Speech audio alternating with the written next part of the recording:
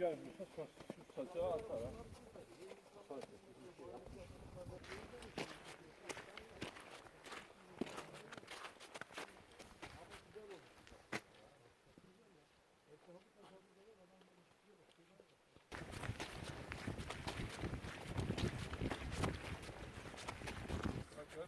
Şöyle gideceğiz beyler, şu evin başından ona göre.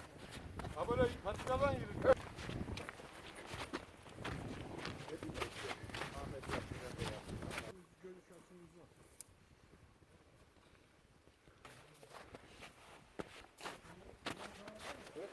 Ne yapıyorsun?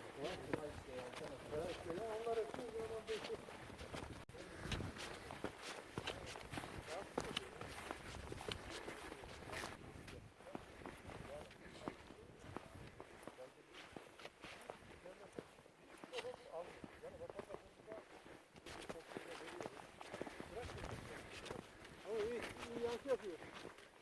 Yavaş yavaş.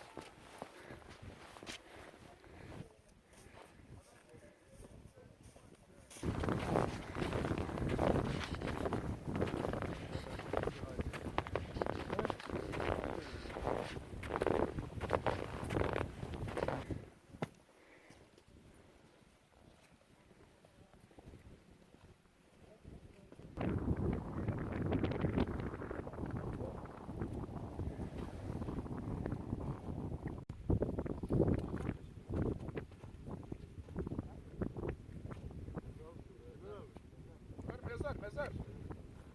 Ama işte sen yani bunlardan beri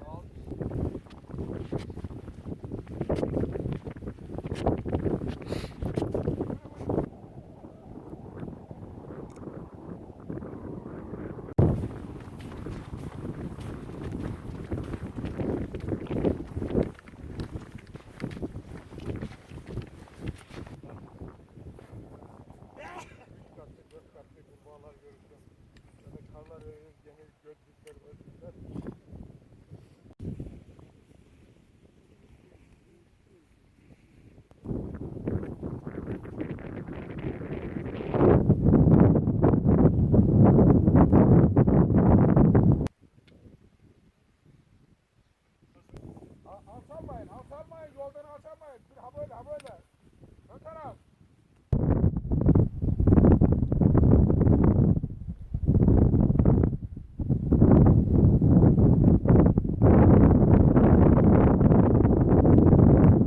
Yaşlıları bekliyor. Bir yayla daha var.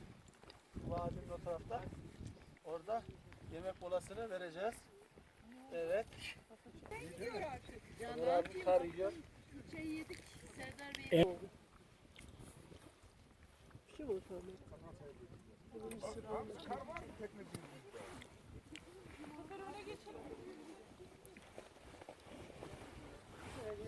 Oradan Elini şöyle bir şeye sarsaydı ya.